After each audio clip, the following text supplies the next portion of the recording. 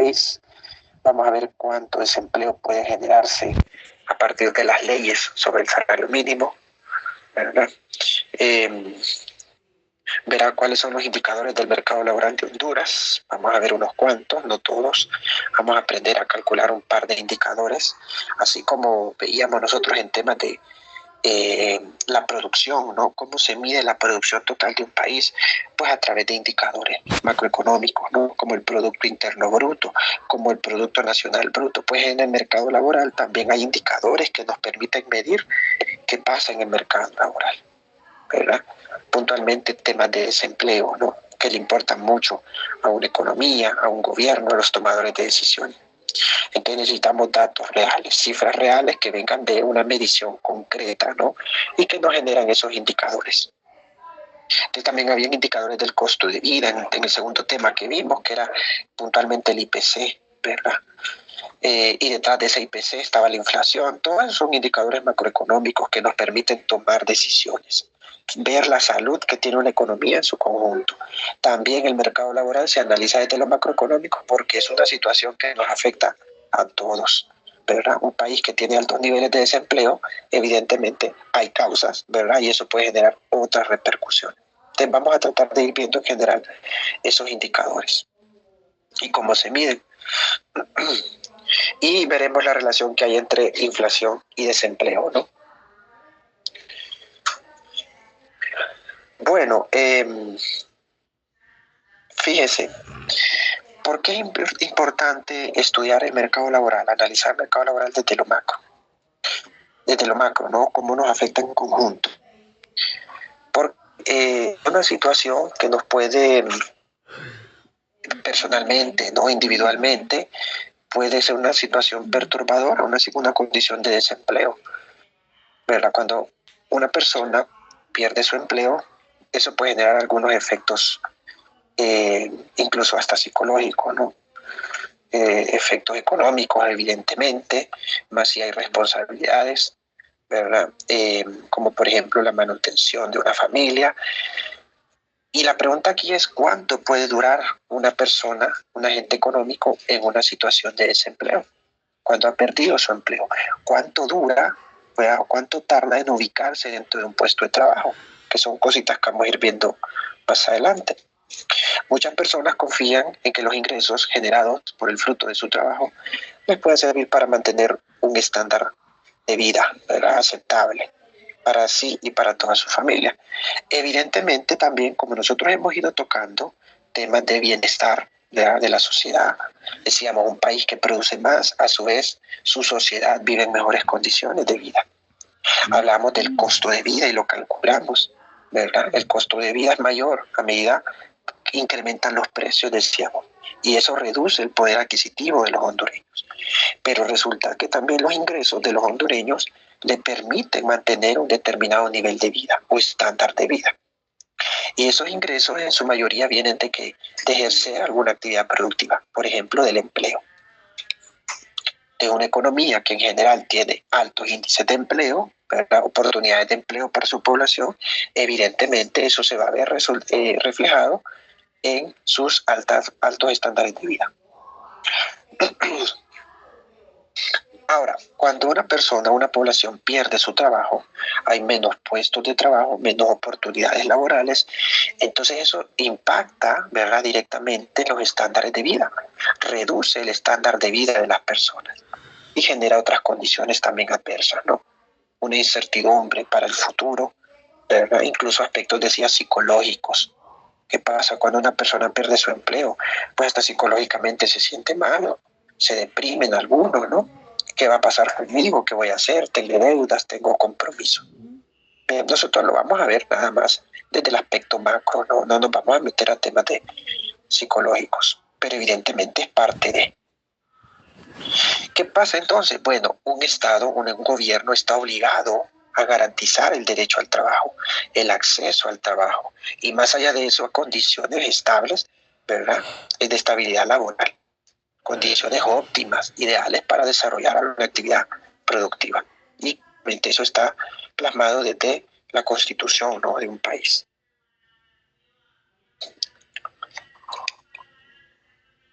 Bien, ¿qué es el desempleo? Primero vamos a decir que es un determinante, ¿no?, más importante del estándar de vida de un país. Por eso analizamos y estudiamos mucho y medimos mucho el desempleo, porque no es el único, pero es un gran determinante que nos va a definir, valga la redundancia, que nos va a determinar el estándar de vida que tiene una sociedad. Ya vamos a ir viendo que si una nación mantiene a sus trabajadores empleados ocupados en alguna actividad económica, en cualquiera de aquellas 16 ramas de actividad que mencionábamos nosotros en temas pasados, y los mantiene produciendo a toda su capacidad, ¿verdad?, logrando alcanzar un alto nivel de producto, entonces evidentemente eso va a generar altos estándares de vida. Pero el estándar de vida de una sociedad se reduce cuando existen altos niveles de desempleo. Es decir, cuando un país o una nación mantiene a sus trabajadores sin producir, porque no hay puestos de trabajo, no hay oportunidades de empleo.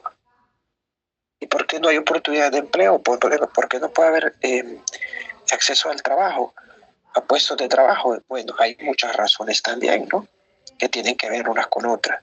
Por ejemplo, el incentivo a la inversión, ¿verdad?, que es otra variable macroeconómica que de hecho ni siquiera hemos incluido al análisis, pero hay muchas razones que pueden generar desempleo.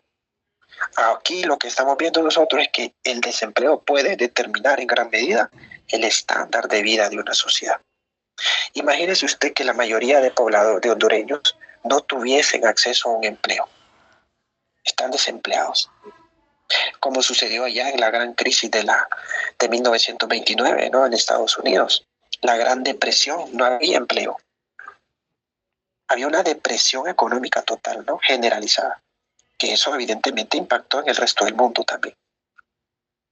Entonces las personas estaban bien, salían de su casa y se iban a una esquina o se iban afuera de las industrias a esperar que los pocos empleos o puestos de trabajo que surgían pudiesen tener la oportunidad de tenerlo. Entonces, ¿qué pasaba aquí? En Estados Unidos, en ese periodo, pues la gran masa de trabajo de fuerza laboral se encontraba pues en paro, ¿no? Así se le llama el desempleo también, el paro. ¿Eso qué es lo que generaba? Pues un lento crecimiento económico también. Entonces, fíjese usted cómo el empleo también determina, además del estándar de vida de un país, el crecimiento económico de ese país. ¿Qué pasó? ¿Cómo se resolvió eso? Bueno, solo mencionarlo, ¿no?, pero se puede investigar. El gobierno tuvo que actuar de alguna forma. Hay que incentivar a la demanda agregada. Si incentivamos la demanda agregada, las empresas van a empezar a producir. Y si las empresas van a empezar a producir, ¿de qué requieren? Entre otros factores, requieren del trabajo. Van a tener que contratar más trabajadores, ¿verdad?, y esos trabajadores van a tener un ingreso, y ese ingreso les va a permitir obtener, demandar bienes y servicios, y la economía empieza a crecer nuevamente. Mire, ¿verdad?, empieza el motor de la economía a avanzar. Entonces es un pensamiento económico, una postura keynesiana establecía, ¿no?, que para salir de una gran crisis de depresión, el gobierno tiene que actuar activamente, tiene que incentivar la demanda agregada. Muy bien.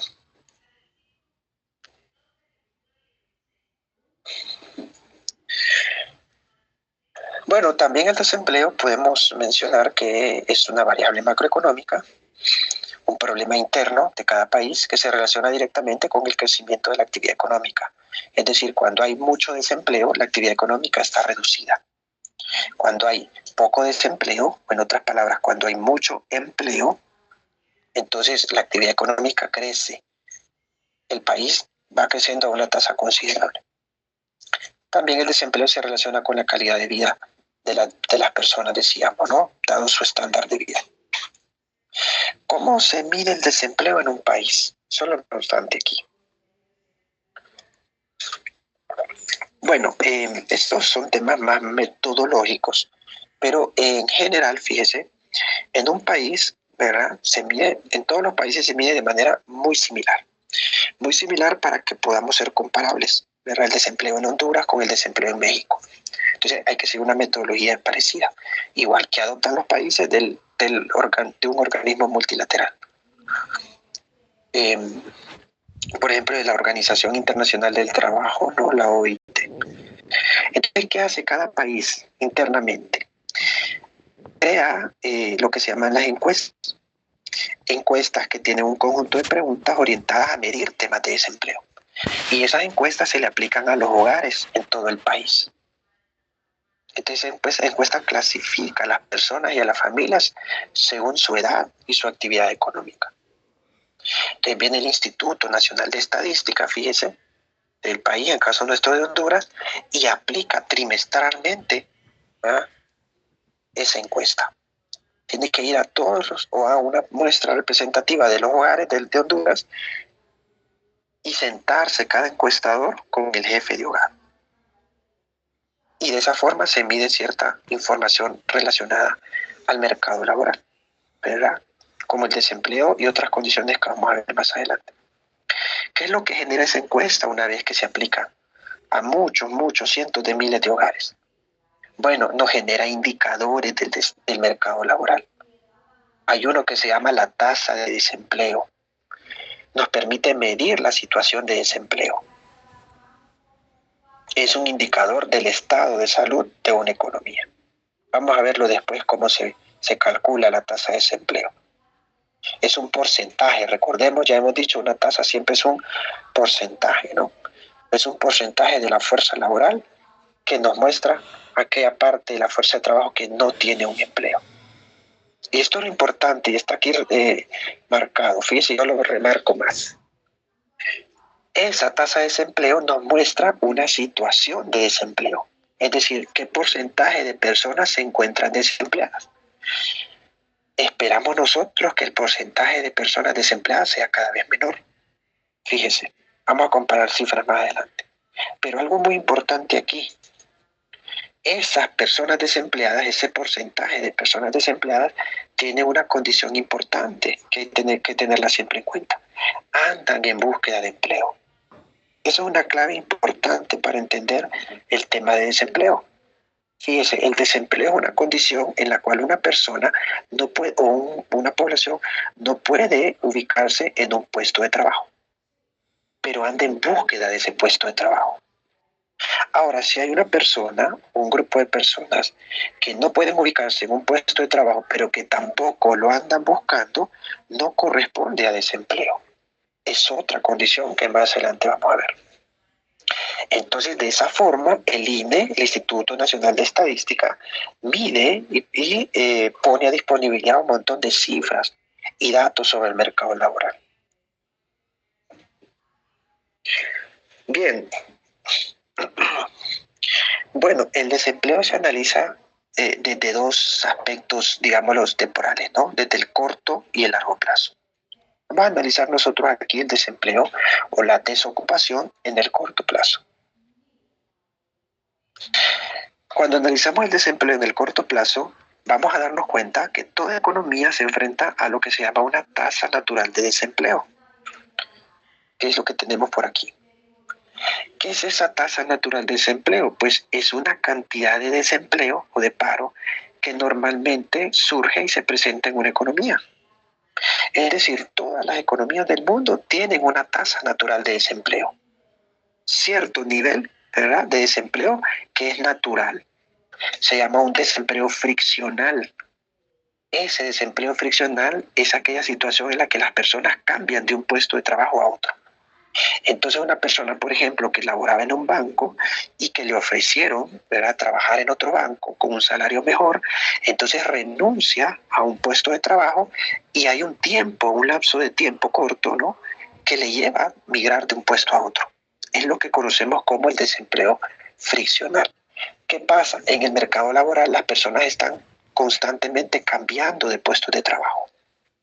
Entonces, evidentemente, en ese tiempo corto, lapso de tiempo corto, surge una llamada tasa natural de desempleo. No existe una economía en donde el desempleo sea cero. Siempre va a haber una tasa natural de desempleo. Este no es un problema, es natural. No es un problema para una economía. Ahora, este sí puede ser un problema, fíjese. Lo que es el desempleo cíclico que también se analiza en el corto plazo. y que son fluctuaciones interanuales del desempleo en torno a su tasa natural. Este tipo de desempleo cíclico actúa conforme al ciclo económico que veíamos nosotros en principio, ¿no? Toda economía se enfrenta en el corto plazo a un ciclo económico.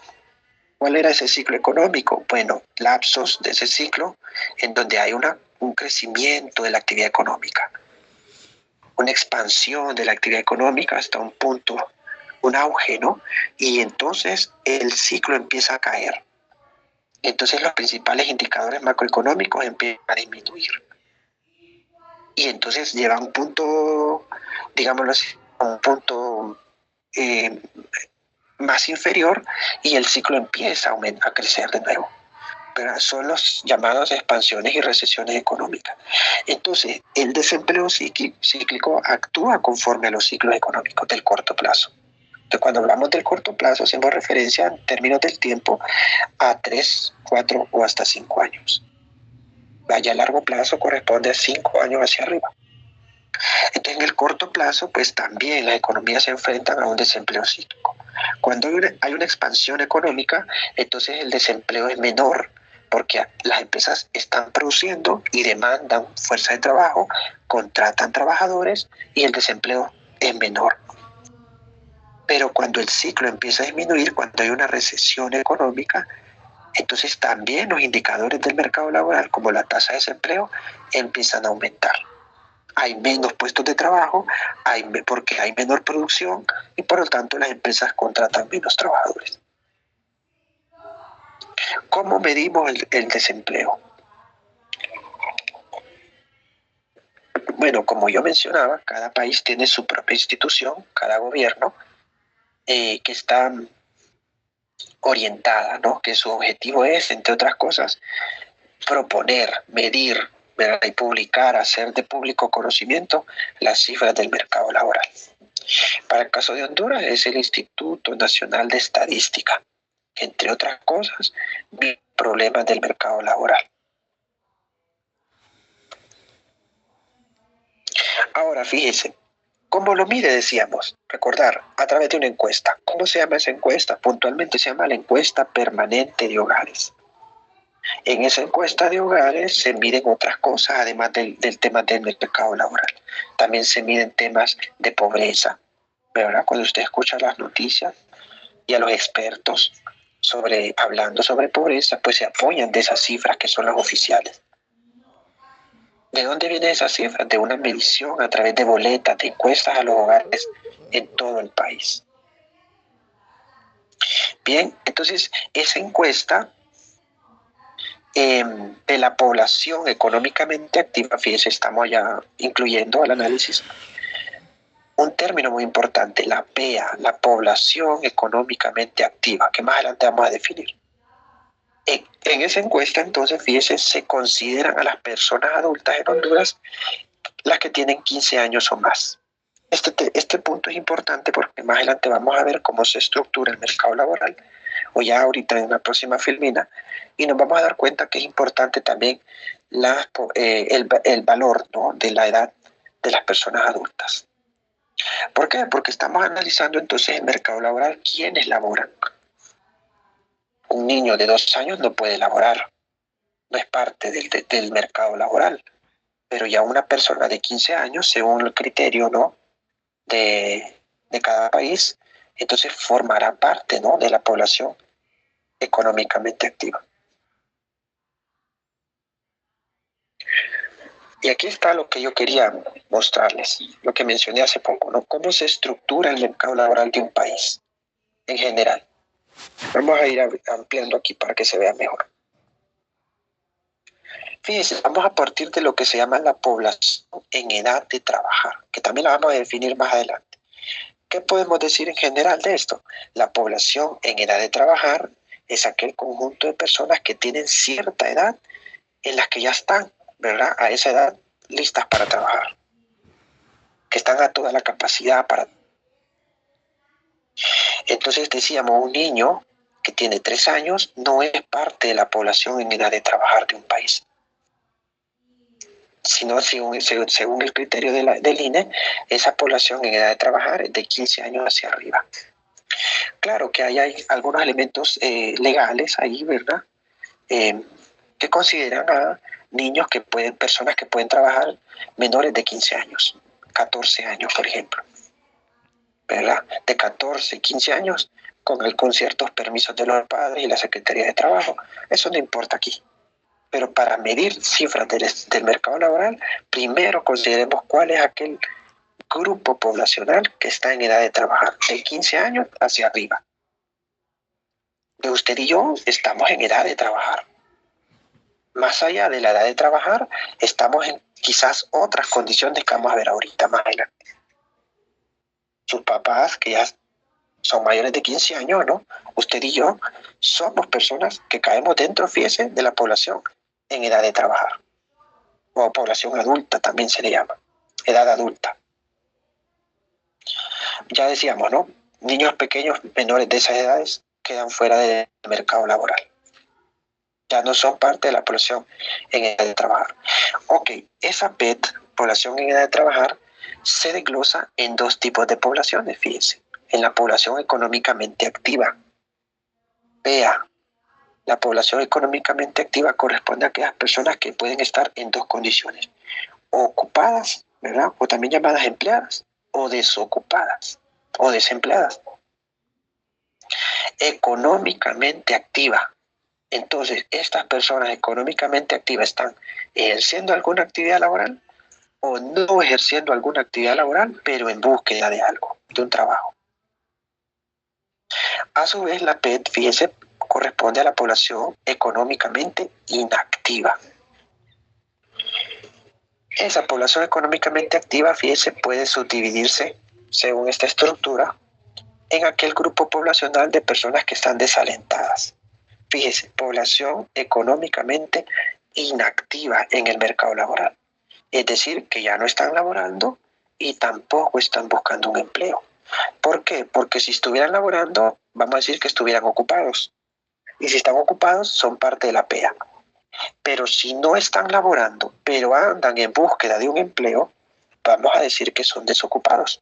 Están activos en el mercado laboral. Activos en el sentido que andan en búsqueda de un empleo. ¿Qué pasa con la población económicamente inactiva? Pues hay desalentados, decía. Es decir, aquel grupo poblacional de personas que al momento de la encuesta, ¿verdad? Ellos afirmaron de que no andan en búsqueda de ningún empleo porque están desanimados, porque posiblemente ya han buscado un empleo y no han encontrado, no les llaman, ¿verdad? No logran ubicarse en un puesto de trabajo y se han desalentado. Ese es el grupo poblacional, parte de la población inactiva. También parte de la población económicamente activa tenemos aquellos que son jóvenes que no trabajan y no estudian, los llamados ninis en Honduras. Ni estudian ni trabajan. Hay una gran proporción de jóvenes que no están haciendo ninguna actividad económica, ni estudiando ni trabajando. Este es un grave problema en el país. Bien, hay que evaluar, ¿verdad?, la tendencia de las cifras de ninis en el tiempo. Y desde aquí surgen políticas laborales, ¿no? También, fíjese, la población inactiva corresponde a potencialmente activos. Nos dice la metodología del mercado laboral que los potencialmente activos son aquellas personas que no están buscando empleo y que evidentemente no lo tienen, pero si surgiese una oportunidad, ¿verdad?, en el muy corto plazo, de un día a otro, de una semana a otra, aceptarían empezar a laborar. Y es importante la diferencia entre población económicamente activa y la población inactiva. La económicamente activa puede que esté laborando. Entonces, si un familiar suyo se encuentra laborando en cualquier puesto de trabajo, cualquier rama de actividad, ya sea en lo público, en el gobierno o en lo privado, es parte de la población económicamente activa. Pero si un familiar suyo no está laborando, pero anda buscando trabajo, es decir, anda en entrevistas, envía su hoja de vida, busca empleo, están desocupados. Son parte también de la población económicamente activa. Pero si un familiar mío viene y ya no busca empleo y me comenta a mí que lleva 2 meses buscando empleo y no se logra ubicar, ya no busca. Si ya no busca empleo, está desalentado. Si sigue buscando empleo, sigue desocupado. Fíjense. Y ahí la diferencia, ¿no? Evidentemente los jóvenes que no trabajan y estudian tampoco andan buscando empleo. Los potencialmente activos decíamos, bueno, aquel conjunto de población que no está ni buscando empleo ni tiene empleo. Pero si surge la oportunidad, lo toma. ¿Verdad? Como cuando el papá de uno dice, fíjate que hablé con aquel amigo mío y me dijo que te iba a dar una oportunidad para que te presentes el lunes. Potencialmente activos. El joven no anda buscando, pero está dispuesto a ir a trabajar si le surge la oportunidad. Y también tenemos a los jubilados, ¿verdad? Que forman parte de la población inactiva. Es aquel grupo poblacional, ¿verdad? Con ciertas edades adultas, en los que pues ya salieron del mercado laboral. Son inactivos, no andan buscando empleo tampoco, y evidentemente no tienen un empleo.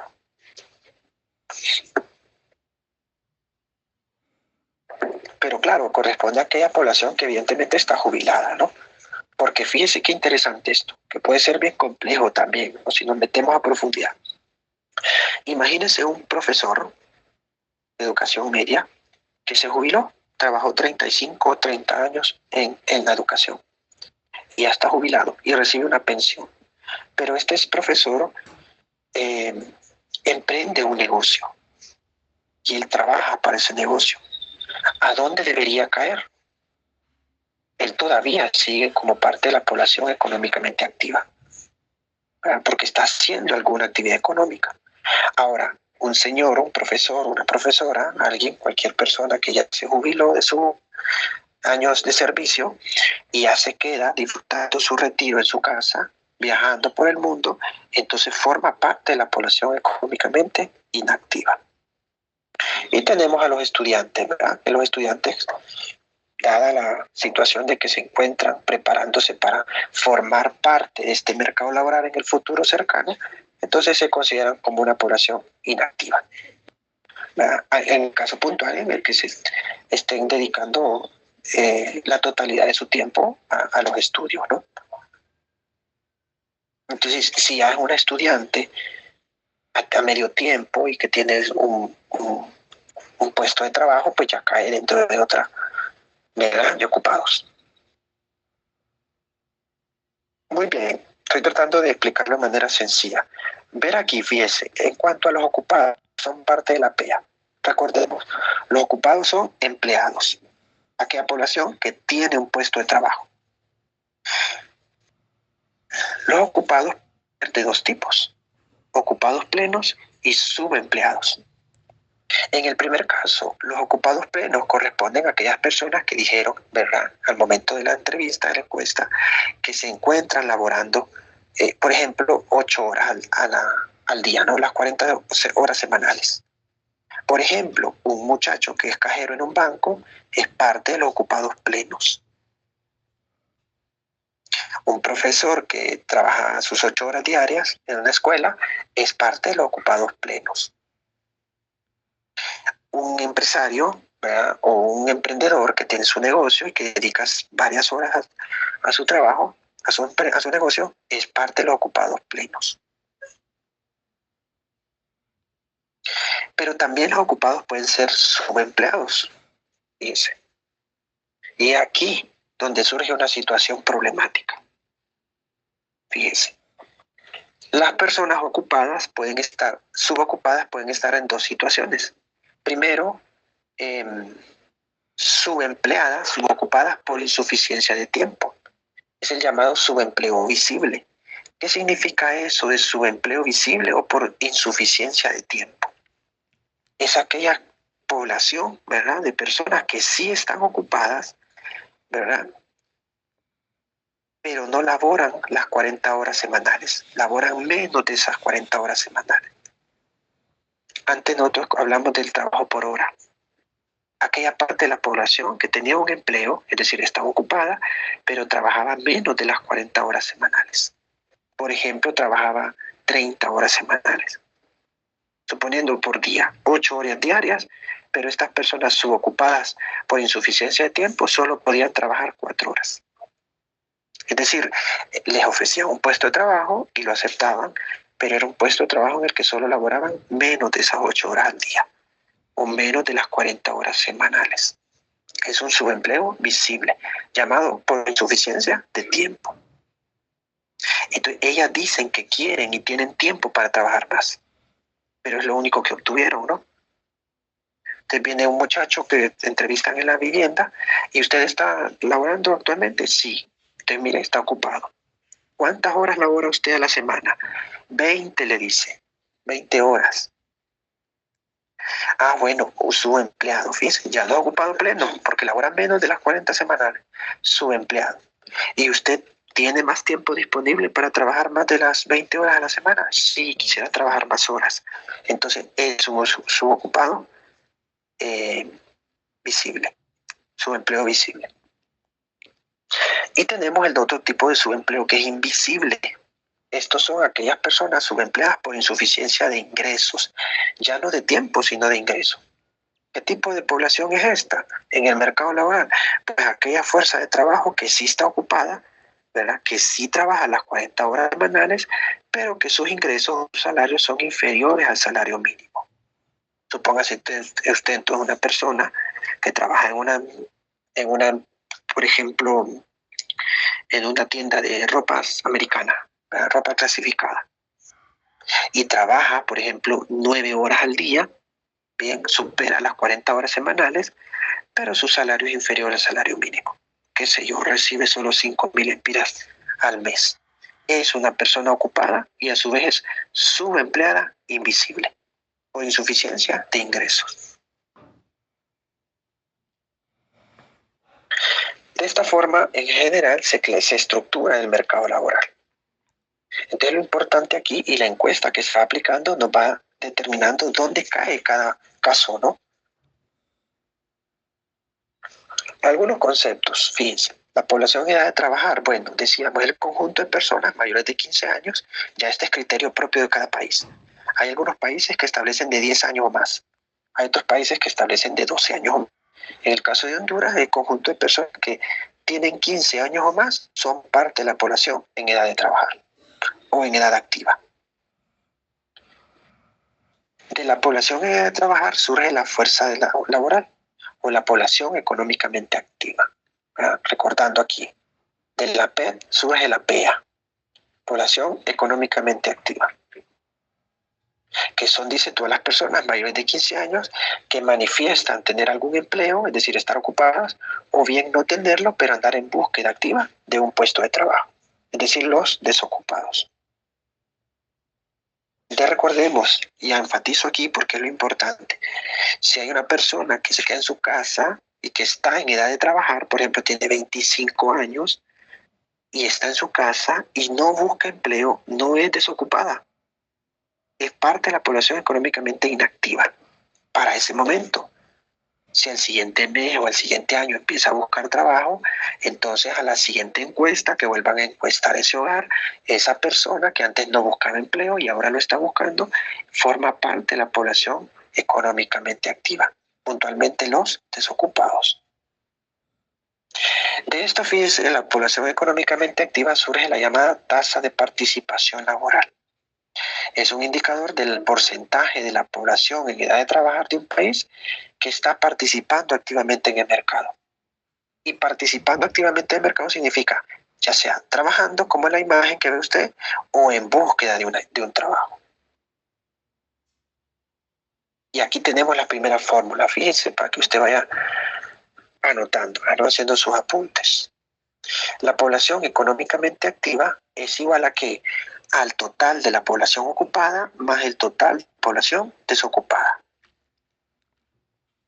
La tasa de participación laboral, que decíamos es el porcentaje, ¿no?, de la población en edad de trabajar que ya sea está buscando empleo o tiene un empleo.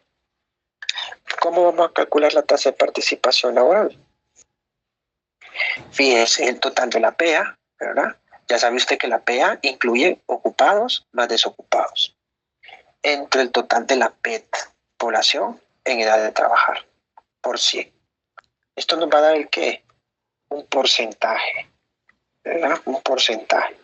Por ejemplo, me voy a inventar un valor ahí, para que vayamos analizando esto. Imagínense que la tasa de participación laboral nos da un 87%. ¿Qué nos dice ese valor? Nos dice, ¿verdad?, que del total de la población en edad de, en edad de trabajar, eh, vamos a ver,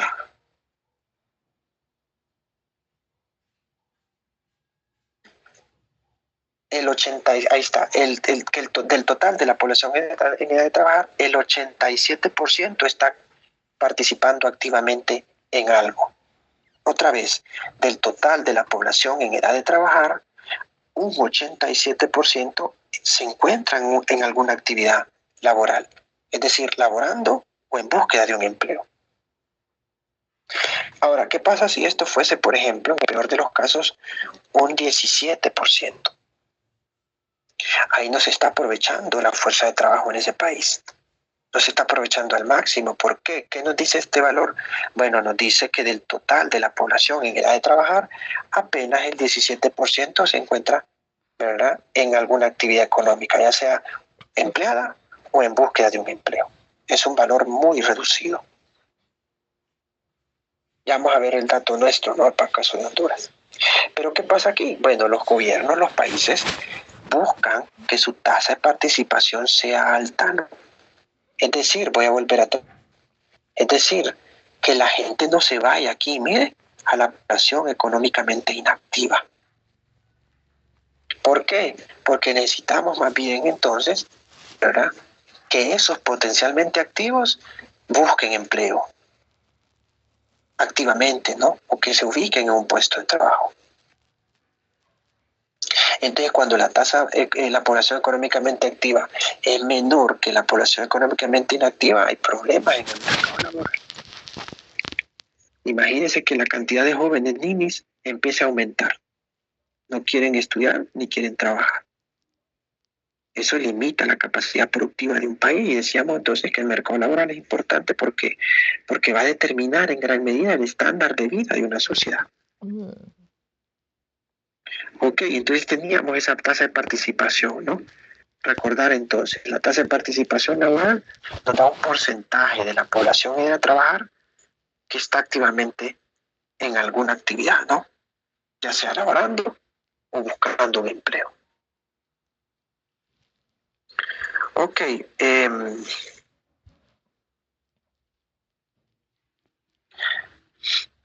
también tenemos otro indicador, ¿verdad?, que se llama la tasa de desempleo abierto. Fíjese que hemos visto dos indicadores. Primero, la PEA.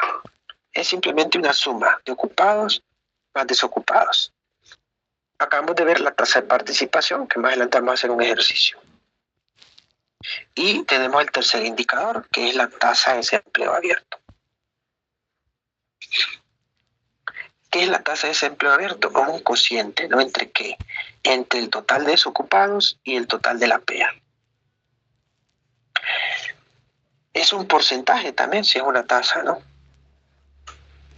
Nos muestra aquel porcentaje de la población que realmente no tiene empleo, pero lo anda buscando. Fíjese, recordar aquí en la fórmula, la PEA, ¿de qué está compuesta esta PEA aquí en el denominador? Está compuesta de los ocupados más los desocupados. Entonces, de la población económicamente activa queremos ver cuál es el porcentaje de personas que se encuentran desocupadas. Aquí, volviendo al esquema, donde tengo el cursor, de la población económicamente activa, que pueden ser ocupados o desocupados, queremos saber qué porcentaje de personas tiene problemas de empleo, es decir, anda buscando un empleo. ¿Y qué pasa con esta, cómo se llama, con esta fórmula de la tasa de desempleo abierto? Lo que esperamos, ¿verdad?, para ver un mercado laboral sano es que esa tasa de desempleo sea lo mínima posible. Que sea 0%, no, porque ya sabemos que existe una tasa natural de desempleo, un desempleo friccional, ¿verdad?, que es cuando las personas cambian de puesto de trabajo. No existe un 0%, pero queremos que esa tasa de desempleo abierto sea reducida. Por ejemplo, que sea de un 5%. Fíjense. Eso nos dice en gran medida que el mercado laboral no tiene tantos problemas de desempleo. ¿Qué nos dice ese 5% de la tasa de desempleo abierto? Que el 5% de la PEA tiene problemas de empleo, anda en búsqueda de un empleo, está desocupada. Ahora, ¿qué pasa si esto fuese un 85%? Fíjese, eso nos indicaría que hay graves problemas de empleo. Es decir, que el 85% de la PEA está desocupada. Es decir, si son 100 millones, 85 millones están desocupadas. Entonces, ¿qué esperamos aquí? Con la tasa de desempleo abierto, esperamos, ¿no?, que los datos sean cercanos a cero o reducidos. Evidentemente, en la crisis de la pandemia, pues esta tasa de desempleo ustedes aumentó a un casi 11%, ¿no? Previo a eso, la tasa de desempleo abierto en Honduras andaba entre 5 y 6% o 4.5%. Se disparó al 2020 y lo entendemos mejor por qué, ¿no? Se destruyeron muchos puestos de trabajo, despidieron a muchas personas, ¿no?, por la pandemia. De modo tal que cerró en 11%, ¿no? Una vez que la economía se empezó a reactivar, el siguiente año consecutivo, pues esa tasa de desempleo abierto fue menor, se redujo, ¿no? Pasó del 11% a un 8.3%.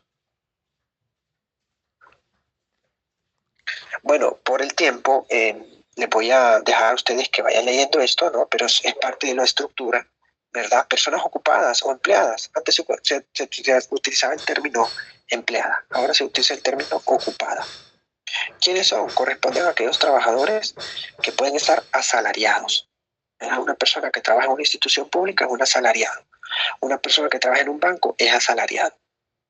Ya sea público o privado, son ocupados.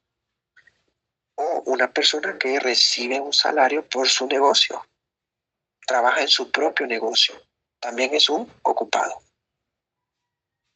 Dice, o que no sean remunerados a laborar en un negocio familiar. También, fíjese, una familia tiene un negocio de un café y el señor es el gerente y la esposa también ahí trabaja.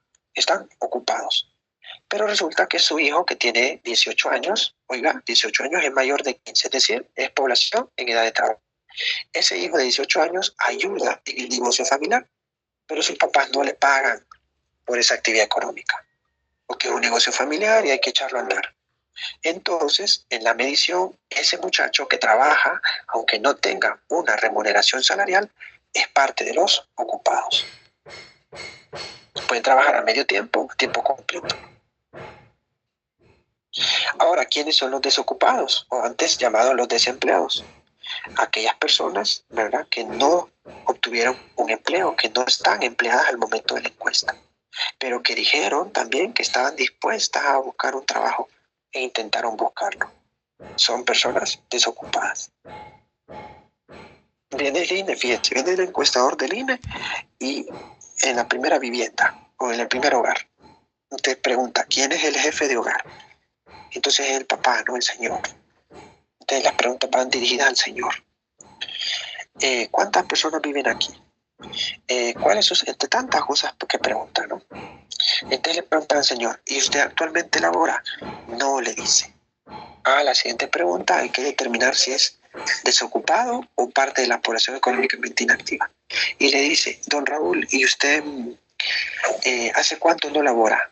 Tengo 2 meses de no laborar.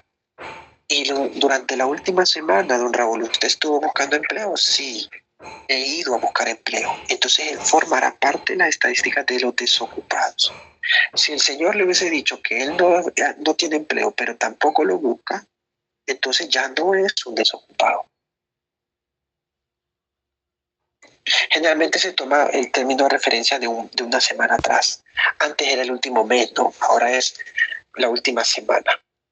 Todas las preguntas van en términos de la semana anterior. ¿Y la semana anterior tenía empleo? ¿Sí o no? ¿Y la semana anterior buscó empleo? ¿Sí o no? Y en la semana anterior, así en ese término, ¿no?, de periodicidad, van las preguntas, ¿no?, orientadas para medir estos indicadores de mercado laboral. Los inactivos incluyen a todos los que no son considerados en ninguna de las dos categorías, desocupados o ocupados. Por ejemplo, si somos estudiantes de tiempo completo, Si usted estudia y no se dedica a trabajar ni busca un empleo, es inactivo en el mercado laboral. O sea, usted tiene la edad de trabajar, es parte de la población en edad de trabajar, pero es inactivo. Usted se gradúa y el siguiente año empieza a buscar empleo. Que si va en línea a su vivienda y encuesta su hogar, entonces usted queda registrado como parte de los desocupados. O usted buscó empleo y lo encontró por su título universitario, entonces forma parte de los ocupados. Entonces fíjense qué interesante, y con esto cierro. Las personas, la medición de estos indicadores del mercado laboral se vuelve compleja.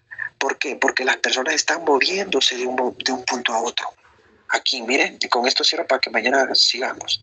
En esta estructura, los estudiantes se gradúan y empiezan a buscar empleo. Y quizás en la encuesta pasada eran inactivos. En la siguiente encuesta son ocupados, porque ya tienen un empleo. Y en la siguiente encuesta perdieron el empleo, pero andan en búsqueda de otro. O cambiaron o renunciaron de ese empleo para buscar otro. ¿Verdad? Entonces, las personas están moviéndose continuamente de un punto a otro. Y eso es lo que busca medir la encuesta, ¿no? Entonces, a veces se vuelve más complejo medir por esas mismas cuestiones. Vamos a quedarnos por aquí y mañana vamos a continuar. Échale una alegrita a lo siguiente para que mañana avancemos de manera un poquito más rápida. ¿Preguntas? No, ¿verdad? Ni los últimos días. Bueno, está bien. Bueno, chicos, se analiza la metodología, ¿verdad? Porque uno, antes de descartar un dato, fíjese, uno tiene que ver cómo se midió ese dato. Y siempre los estudios llevan una parte metodológica, ¿no? De que nos muestra cómo midieron esos indicadores. Mañana se lo voy a mostrar aquí en pantalla y le puedo mandar el enlace para que